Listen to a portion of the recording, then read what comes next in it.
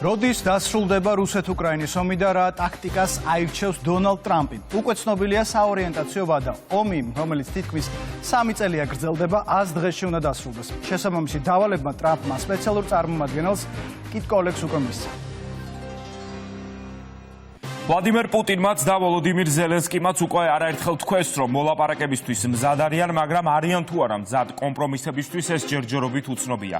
ამ მომენტისთვის ფრონტის ხაზი აი ასე გამოიყურება. ტერიტორია, რომელსაც რუსეთი აკონტროლებს, წითლად არის მონიშნული და ეს უკრაინის თითქმის 20%-ს წარმოადგენს. 2022 წლის 24 თებერვლამდე რუსეთს დაკავებული ჰქონდა ყირიმი და დონბასის გარკვეული ნაწილი. უკრაინაში სრულმასშტაბიანი ომის დაწყებიდან თითქმის 3 წლის შემდეგ კი ახლა ასეთი სურათია. რუსეთს თითქმის სრულად აქვს ოკუპირებული ლუგანსკის ოლქი. ვითარება მძიმდება დონეცკის ოლქშიც. ბოლო თვეებია რუსეთის ჯარების წინსვლის ტემპი გაიზარდა და მათ დონეცკის ოლქში მოახერხეს რამდენიმე დასახლების დაკავება. ორივე ოლქს, დონეცკის და ლუგანსკის ოლქებს პუტინი რუსეთის ტერიტორიად მიიჩნევს. ეს ჩაიწერა ქვეყნის კონსტიტუციაშიც.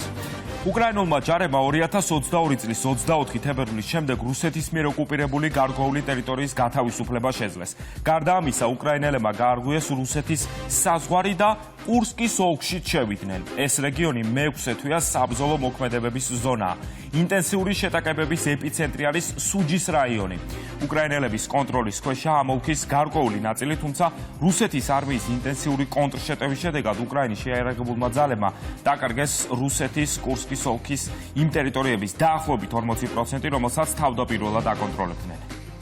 კრემლის მიზანია შეინარჩუნოს უკრაინის ტერიტორიის ოკუპირებული მიწები, თუმცა ამის განხილვას კიევი არც კი აპირებს. ომში მყოფი ქვეყანა ოკუპანტისგან ჯარების გაყვანას და თავისი ტერიტორიული მთლიანობის სრულ აღდგენას ითხოვს. ამიტომ განსაკუთრებით საინტერესოა, რა შესთავაზებს ვაშინგტონი მოსკოვსა და კიევს. დონალდ ტრამპმა ჯერ კიდევ წინა საარჩევნო კამპანიის დროს პირობა დადო, რომ უკრაინაში რუსულ აგრესიას 24 საათში დაასრულებდა. თუმცა, როგორ დეტალები ამ დრომდე ბუნდოვანია. სამშვიდობო გეგმაზე აქტიურად საუბრობენ საერთაშორისო მედიები.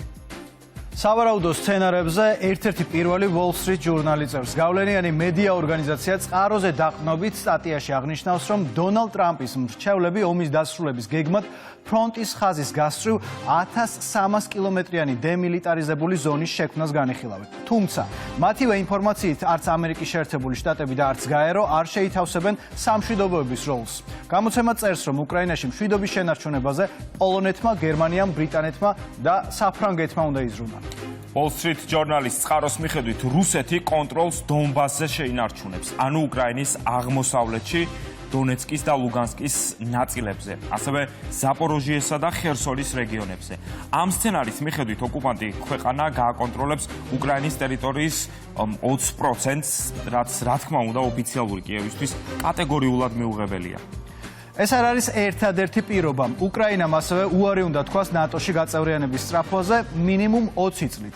გამოცემის მიხედვით სამხედრო ალიანსზე უარის სანაცვლოდ ამერიკის შეერთებული შტატები თანახმაა გააგრძელოს უკრაინის მხარდაჭერა იარაღით, რომელიც კიევს დაეხმარება სამომავლოდ თავიდან აიცილოს რუსეთისგან პოტენციური თავდასხმა.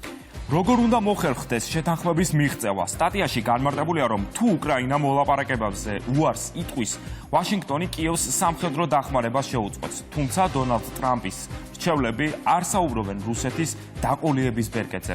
Wall Street ჟურნალი წერს, რომ მოცემულ სიტუაციაში ზელენსკის იძულება უფრო ადვილია ვიდრე ვლადიმერ პუტინის. თუმცა თუ რუსეთი მაინც უარს იტყვის უკრაინაში ომის დასრულებაზე, შტატების პრეზიდენტი რუსეთისთვის სანქციების დაწესებასაც არ გამორიცხავს. სანამ მოლაპარაკებების დეტალებზე უფრო მეტი გაირკვევა, სამხედრო დაპირისპირება გრძელდება. დღეს უკრაინაში ომის 1067 დღეა.